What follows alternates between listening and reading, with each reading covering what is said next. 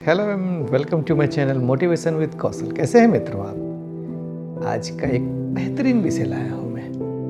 वो विषय है पर्सनैलिटी, और उस पर्सनैलिटी का इस्तेमाल हम कैसे करें। आज एक पॉजिटिव पर्सनैलिटी की बात करूँगा मैं। हम में से कई लोग ऐसे होते हैं जो बेहतरीन पर्सनैलिटी के मालिक होते हैं, या तो गॉड गिफ्ट है जो हमें इनबॉर्न मिलता है। हमारी पर्सनैलिटी इतनी अच्छी होती है कि हमें समाज में इज्जत मिलती है अपने गुणों के कारण। और एक ऐसा होता है कि हम अपने संघर्ष से अपनी पर्सनैलिटी बनाते हैं। एक लेवल पे जब हम आ जाएंगे तो वो लगेगा कि हमारे समाज में हमारी बातें सुनी जा रही हैं, हमें इज्जत मिल रहा है। उस समय क्या करना है दोस्तों, जब आपकी पर्सनैलिटी इतनी अच्छी हो चुकी है कि आप इन्फ्लुएंशियल हो चुके हैं, आपका समाज पे प्रभाव पड़ रहा है, आसपास पे प्रभाव पड़ रहा है, तब जो आपकी जिम्मेदारी है मैं उस पर बात करना चाहता हूँ। आजकल देखिए समाज में कितनी बुराइयाँ आ गई हैं, इतने लोग लड़ाई कर रहे हैं, एक दूसरे को मार रहे हैं, समुदाय विशेष के बीच में टकराव हो रहा है, दो समुदाय टकरा रहे हैं, दो जातीय गुट टकरा रहे हैं, धार्मिक उन्माद है, जातीय उन्माद है, पता नहीं किस किस तरह से लोग इसे खून के प्यासे हो रहे हैं। इस परिस्थिति में जो ऐसे लोग हैं जिनका समाज पे बहुत प्रभाव है, जो ये कहते हैं कि करोड़ों मेरे फॉलोअर हैं, लाखों मेरे फॉलोअर, वो कहाँ हैं? वो अपनी जिम्मेदारी नहीं निभा रहे हैं। वो अपनी दुकान चला रहे हैं, कोई राजनीतिक दुकान चला रहा है, कोई आर्थिक दुकान चला रहा है, कोई धार्मिक दुकान चला रहा है। फॉलोअर के दम पे मेरे बहुत सारे अनुयायी हैं, मेरी बातें सुनी जाती हैं। तो दोस्तों, मेरा कहने का मतलब ये है कि अगर आपको ईश्वर ने इस लायक बनाया है, आप कुछ बेहतर कर सकते हैं समाज के लिए, तो सिर्फ आर्थिक उपार्जन ना करें, बेहतर करने का प्रयास करें। आर्थिक उपार्जन कोई बुराई नहीं है, आप अच्छा पैसा कमाएं, अच्छी मेहनत करें, लेकिन अगर आपकी बात दूर तक जा रही है, लोगों तक जा रही है, तो इस नफ़रत को कम करने का प्रयास करें।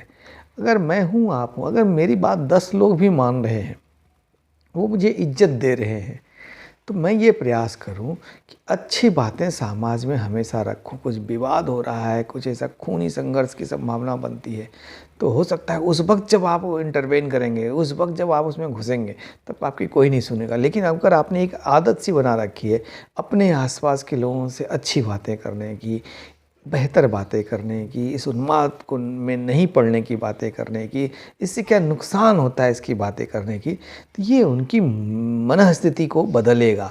जब वो उन्माद में नहीं होंगे तब बदलेगा। अगर उन्माद में होंगे उसी वक्त आप कोशिश ये करेंगे, तब कुछ नहीं हो पाएगा। लेकिन या तो उस उन्माद से पहले उस या उन्माद के बाद अपनी जिम्मेदारियों को हम सबको निभाना चाहिए। अपनी बातों को, अगर हमारी बातें सुनी जाती हैं, अपने समाज में सुनी जाती है, परिवार में सुनी जाती है, ऑफिस में सुनी जाती है, या बहुत बड़े हम इन्फ्लुएंसर हैं तो देश में, राज्य में, हर जगह हमारी बात सुनी जाती है, तो हमें उस एक प्रयास में जाना पड़ेगा कि ऐसे लोगों को समझाना पड़ेगा अपनी पर्सनैलिटी का इस्तेमाल करके कि ये जो चीज़ें हैं समाज में, नफ़रत, एक दूसरे के प्रति घृणा का भाव है, इसको कम करने के लिए हम क्या क्या प्रयास कर सकते हैं। इससे नुकसान कितना बड़ा है, कोई सुखी नहीं है इससे, इस नफ़रत से। तात्कालिक उन्माद जो होता है, तात्कालिक उन्माद दोनों तरफ आग लगाता है, दोनों तरफ तकलीफ़ देता है, दोनों तरफ आर्थिक नुकसान, सामाजिक नुकसान, पारिवारिक नुकसान, सब कुछ झेलना पड़ता है।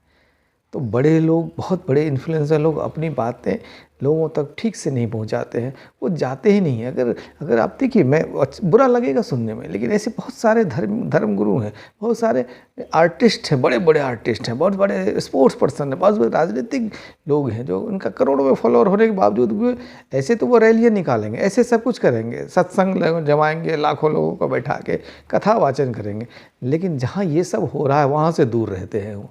अरे आपको कथा वाचन करना है तो ये कथा कीजिए ना कि आप खून खराबा क्यों कह रहे हो, समाज में इतना विद्वेष क्यों फैला रहे हो। वहाँ जाइए, फील्ड में जाना पड़ेगा आपको। टीवी पर बैठ के माइक के सामने जो कर रहे हैं उससे नहीं फ़र्क पड़ेगा, आपको निकलना पड़ेगा इन चीज़ों के लिए। तो वो तो जिम्मेदारी नहीं निभा रहे हैं।